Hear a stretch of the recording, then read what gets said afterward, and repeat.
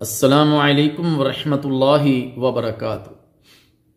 الحمدللہ وکفا والصلاة والسلام علی عبادہ الذین اصطفی اما بعد۔ میرے محترم دوستو، نماز کے احکام و مسائل ذکر کیے جا رہے ہیں۔ آج کی گفتگو میں پچھلے 2 درسوں کا یہ تسلسل ہے، عمل رفع الیدین پر تسلسل،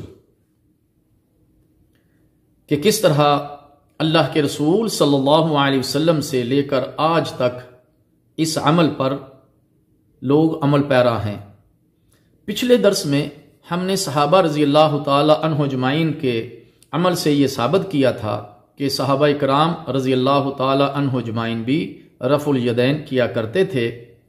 یہ بات قطعاً ثابت نہیں کہ صحابہ رضی اللہ تعالی عنہ اجمعین کے بعد امت نے رفع الیدین کرنا چھوڑ دیا تھا، جیسا کہ بہت سارے لوگ باور کرواتے ہیں، لوگوں کو بتاتے پھرتے ہیں، بلکہ جس طرح قولی اور نقلی اعتبار سے سلسلہ در سلسلہ متواتر اسانید سے یہ عمل ہم تک پہنچا ہے، بالکل اسی طرح نسل در نسل اور طبقہ در طبقہ عملی اعتبار سے بھی پہنچا ہے۔ محمد بن اسماعیل سولمی فرماتے ہیں، میں نے ابو نعمان بن محمد بن فضل کے پیچھے نماز پڑھی۔ انہوں نے نماز شروع کرتے وقت اور رکوع کو جاتے اور رکوع سے سر اٹھاتے وقت رفع الیدین کیا۔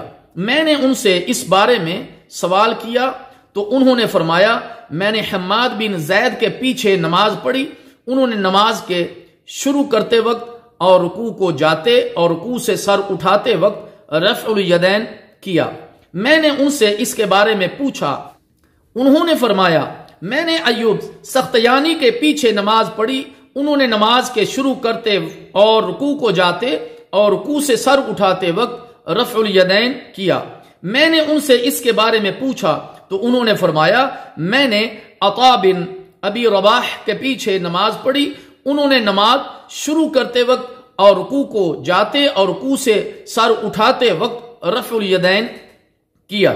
میں نے ان سے اس کے بارے میں پوچھا تو انہوں نے فرمایا، میں نے عبداللہ بن زبیر رضی اللہ تعالی عنہ کے پیچھے نماز پڑھی، انہوں نے نماز شروع کرتے اور رکوع کو جاتے اور رکوع سے سر اٹھاتے وقت رفع الیدین کیا۔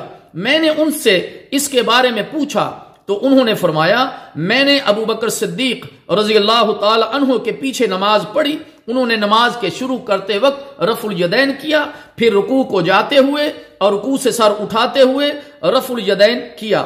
میں نے ان سے اس کے بارے میں پوچھا تو ابو بکر صدیق رضی اللہ تعالی عنہ نے فرمایا، میں نے رسول اللہ صلی اللہ علیہ وسلم کے ساتھ نماز پڑھی، وہ نماز کے شروع کرتے وقت اور رکوع کو جاتے ہوئے اور رکوع سے سر اٹھاتے ہوئے رفع الیدین کیا کرتے تھے۔ سنن الکبریٰ للبیہقی کتاب الصلاۃ۔ میرے محترم دوستو، یہ ہم نے ایک متواتر ہم نے ایک عمل آپ تک جو ہے وہ ذکر کیا، جو سیدنا ابو بکر صدیق رضی اللہ تعالی عنہ تک پہنچتا ہے، اور اس کے بعد پھر محمد رسول اللہ صلی اللہ علیہ وسلم کی طرح انہوں نے نماز پڑھ کر دکھائی۔ امام بیہقی رحمہ اللہ تعالی نے سنن بیہقی میں اس حدیث کے تمام راویوں کو فقہ قرار دیا ہے، اور اسی طرح امام رحبی رحمہ اللہ تعالی نے اور حافظ ابن حجر رحمہ اللہ تعالی نے بھی ان کی موافقت کی ہے۔ تو اس لیے میرے محترم دوستو، یہ ایک متواتر پیارے نبی صلی اللہ علیہ وسلم کی سنت ہے، جس پر جو ہے وہ امت کا اجماع ہے۔ تو اس لیے اس متواتر اور پیارے نبی صلی اللہ علیہ وسلم کی پیاری سنت کو مت ترک کیجیے۔ اللہ تعالی ہمیں عمل کی توفیق عطا فرمائے۔